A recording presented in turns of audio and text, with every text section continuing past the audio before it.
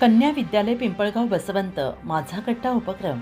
कन्या विद्यालय पिंपळगाव बसवंत येथे माझा कट्टा या उपक्रमाअंतर्गत विद्यार्थिनींनी खासदार भास्करराव भगरे यांची सविस्तर मुलाखत घेतली. यावेळी विद्यार्थिनींनी लोकसभेच्या कामकाजासह विविध विषयांवर प्रश्नांची सरबत्ती केली.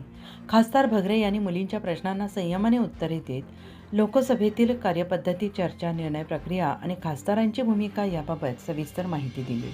या संवादातून विद्यार्थिनींना संसदीय लोकशाहीचे प्रत्यक्ष आकलन झाले. या मुलाखतीचा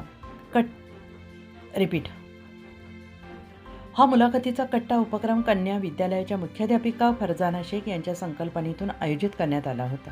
या कार्यक्रमाला शाळेतील शिक्षक, शिक्षिका आणि कर्मचारी मोठ्या संख्येनं उपस्थित होते. जिल्हा परिषदच्या किंवा कन्या विद्यालयात बघायला मिळाला आणि या भविष्यातील पत्रकार ज्या मुली त्यांनी खऱ्या अर्थाने संसदेत किंवा लोकसभेत जे काही कामकाज चालतं त्या संदर्भात आमच्याकडून एक प्रश्नांची सरबत्ती खऱ्या अर्थाने या ठिकाणी झाली.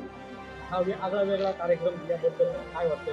या भविष्यातील पत्रकारांनी आपल्याला वेगळ्या पद्धतीने प्रश्न. मी सर्वप्रथम कन्या विद्यालयाचं मनापासून आभार व्यक्त करतो की हा एक आगळा वेगळा कार्यक्रम त्यांनी आज घडवून आणला आहे.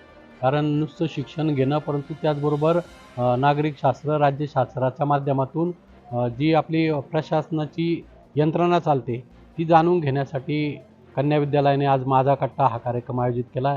यामध्ये सहभागी झालेल्या ज्या विद्यार्थिनी होत्या त्यांनी त्यांच्या मनातले जे प्रश्न आहेत ते प्रश्न विचारून संसदेचं कामकाज असेल किंवा इतरही अनेक प्रश्न विचारून त्यांच्या मनामध्ये जी उत्सुकता होती ती जाणून घेण्याचा त्यांनी प्रयत्न केला आहे. आणि यातून नक्कीच एक चांगले नागरिक घडतील, त्याचबरोबर चांगले पत्रकारही या माध्यमातून घडू शकतील असं मला या ठिकाणी वाटतं.